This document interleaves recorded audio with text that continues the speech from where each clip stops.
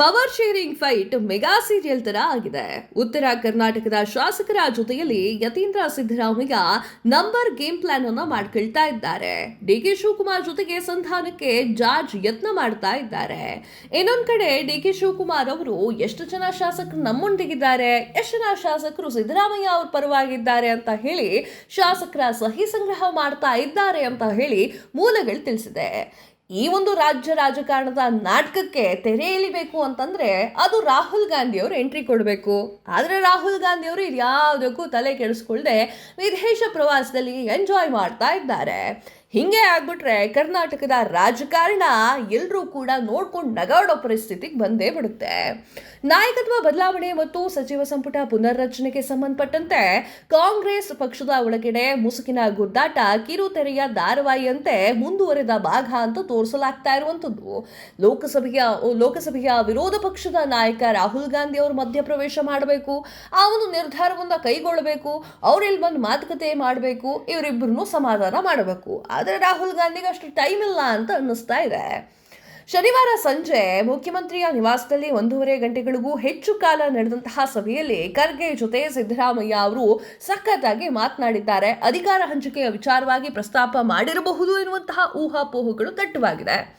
2023ರಲ್ಲಿ ಪಕ್ಷ ಅಧಿಕಾರಕ್ಕೆ ಬಂದಾಗ ಸಿದ್ದರಾಮಯ್ಯ ಅವರು 2.5 ವರ್ಷ ಅಧಿಕಾರವನ್ನ ಪೂರ್ಣಗೊಳಿಸಿದ ನಂತರ ಈ ಒಂದು ಸಿಎಂ ಹುದ್ದೆ ಇದೆಯಲ್ಲ, ಆ ಸಿಎಂ ಹುದ್ದೆಯನ್ನ ತ್ಯಾಗ ಮಾಡುವಂತಹ ಒಪ್ಪಂದಕ್ಕೆ ಬರಲಾಯಿತು ಅಂತ ಹೇಳಿ ಇದರಿಂದಾಗಿ ಡಿಕೆ ಶಿವಕುಮಾರ್ ಅವರು ಉಳಿದ ಅವಧಿಯಲ್ಲಿ ಅಧಿಕಾರ ವಹಿಸಿಕೊಳ್ತಾರೆ ಅಂತ ಹೇಳಿ ಮೂಲಗಳು ತಿಳಿಸಿದೆ. ಆ ಒಂದು ಒಪ್ಪಂದದ ಬಗ್ಗೆ ಸಿದ್ದರಾಮಯ್ಯ ಅವರಿಗೆ ನೆನಪಿಸುತ್ತಾ ಡಿಕೆ ಶಿವಕುಮಾರ್ ಅವರು ಕಿರಿಯ ಸಹೋದರ ಡಿಕೆ ಸುರೇಶ್ ಅವರು ಇತ್ತೀಚೆಗೆ ದೆಹಲಿಗೆ ಹೋಗಿ ಭೇಟಿಯನ್ನ ಮಾಡಿದಾಗ ಸಿಎಂ ತಮ್ಮ ಮಾತನ್ನ ಉಳಿಸ್ಕೊಳ್ತಾರೆ ಅಂತ ಹೇಳಿ ಬಹಳ ಮಾರ್ಮಿಕವಾಗಿ ಉತ್ತರವನ್ನ ನೀಡ್ತಾರೆ. ಅವರು ಮುಖ್ಯಮಂತ್ರಿ ಹುದ್ದೆಯಿಂದ ಕೆಳಗಿಳಿಸುವಂತಹ ಪ್ರಸ್ತಾಪ ಬಂದಾಗ ಸಚಿವರು ಮತ್ತು ಶಾಸಕರು ಸೇರಿದಂತೆ ಸುಮಾರು 25 ಹಿರಿಯ ಶಾಸಕರು ಮತ್ತು ನಾಯಕರು ಭಯಭೀತಿಯಲ್ಲಿದ್ದಾರೆ ಅನ್ನೋದು ಗೊತ್ತಾಗಿದೆ.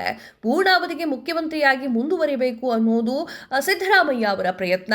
ಆ ಪ್ರಯತ್ನಗಳಿಗೆ ಪುಷ್ಟಿ ನೀಡೋಕೆ ಸಿದ್ದರಾಮಯ್ಯ ಅವರ ಆಪ್ತರು ಕೂಡ ಇದ್ದಾರೆ. ಆದರೆ 2028ರ ವಿಧಾನಸಭಾ ಚುನಾವಣೆಯಲ್ಲಿ ಪಕ್ಷ ಮತ್ತು ಅದರ ಭವಿಷ್ಯದ ಹಿತದೃಷ್ಟಿಯಿಂದ ಸಿದ್ದರಾಮಯ್ಯ ಮುಂದುವರಿಕೆ ಉತ್ತಮವಾಗಿದೆ ಅಂತ ಹೇಳಿ ಖರ್ಗೆ ಇವರಿಂದ ಮನವರಿಕೆ ಮಾಡಿಕೊಂಡಿದ್ದಾರೆ ಅಂತ ಹೇಳಿ ಮೂಲಗಳು ತಿಳಿಸಿದೆ.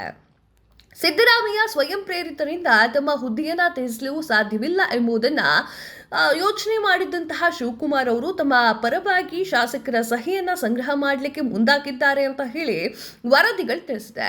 50 ಶಾಸಕರ ಬೆಂಬಲವನ್ನ ಪಡೆಯಲಿಕ್ಕೆ ಶಿವಕುಮಾರ್ ಅವರು ಬಯಸ್ತಾ ಇದ್ದಾರೆ.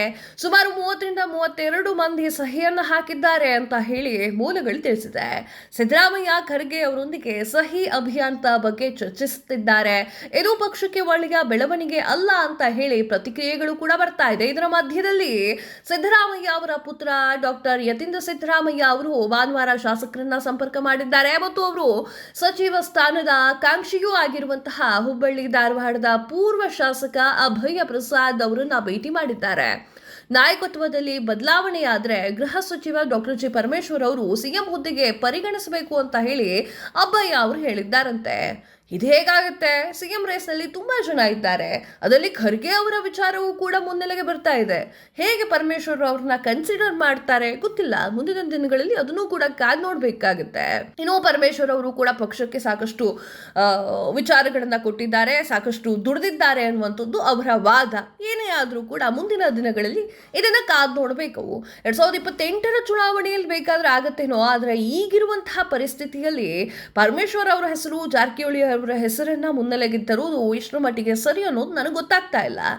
ಇಂಧನ ಸಚಿವ ಕೆಜೆ ಜಾರ್ಜ್ ಅವರು ಬೆಂಗಳೂರಿನಲ್ಲಿರುವಂತಹ ಎಐಸಿಸಿ ಅಧ್ಯಕ್ಷ ಮಲ್ಲಿಕಾರ್ಜುನ್ ಖರ್ಗೆ ಅವರ ನಿವಾಸಕ್ಕೆ ಭೇಟಿಯನ್ನ ನೀಡಿ ರಾಜಕೀಯ ಬೆಳವಣಿಗೆಯ ಕುರಿತು ಚರ್ಚೆಯನ್ನ ಮಾಡಿರುವಂತದ್ದು. ಸೋನಿಯಾ ಗಾಂಧಿ ಕುಟುಂಬಕ್ಕೆ ನಿಷ್ಠರಾಗಿರುವಂತಹ ಜಾರ್ಜ್ ಮುಖ್ಯಮಂತ್ರಿ ಸಿದ್ದರಾಮಯ್ಯ ಮತ್ತು ಡಿಸಿಎಂ ಡಿಕೆ ಶಿವಕುಮಾರ್ ಅವರೊಂದಿಗೆ ಉತ್ತಮ ಬಾಂಧವ್ಯವನ್ನ ಬೆಳೆಸ್ಕೊಂಡಿದ್ದಾರೆ. ಒಂಥರ ತಟಸ್ಥ ಅಂತ ಹೇಳಿದ್ರೆ ಮೋಸ್ಟ್ಲಿ ತಪ್ಪಾಗಲ್ಲ. ಶಿವಕುಮಾರ್ ಅವರ ರೇಸ್ ಕೋರ್ಸ್ ರಸ್ತೆಯಲ್ಲಿರುವಂತಹ ಜಾರ್ಜ್ ಅವರ ಅಧಿಕೃತ ನಿವಾಸದಲ್ಲಿ ಜಾರ್ಜ್ ಅವರನ್ನ ಭೇಟಿಯನ್ನ ಮಾಡಿ ಚರ್ಚೆ ಕೂಡ ಮಾಡಿದ್ದಾರೆ. ಜಾರ್ಜ್ ಅವರು ಕೂಡ ಮನವೊಲಿಸಲಿಕ್ಕೆ ಟ್ರೈ ಮಾಡ್ತಾ ಇದ್ದಾರೆ ಡಿ ಕೆ ಶಿವಕುಮಾರ್ ಅವ್ರದ್ದು. ಆದರೆ ಡಿ ಕೆ ಶಿವಕುಮಾರ್ ಅವರು ಮನವೊಲಿಕೆ ಮಾಡ್ಕೊಂಡಂತೆ ಅಥವಾ ಆದಂತೆ ನನಗಂತೂ ಕಾಣಿಸ್ತಾ ಇಲ್ಲ. ಮುಂದಿನ ರಾಜಕೀಯ ಏನಾಗುತ್ತೋ ಗೊತ್ತಿಲ್ಲ. ಬಿಜೆಪಿಯವರು ಇದೇ ಬೆಳವಣಿಗೆಯನ್ನ ಎಕ್ಸ್ಪೆಕ್ಟ್ ಮಾಡ್ತಾ ಇದ್ರು, ಅದೇ ರೀತಿ ಆದಂಗೆ ಕಾಣಿಸ್ತಾ ಇದೆ. ನಿಮ್ಗೆ ಯಾರು ಸಿಎಂ ಆಗಬೇಕು ಕಮೆಂಟ್ ಮಾಡಿ. Thank you.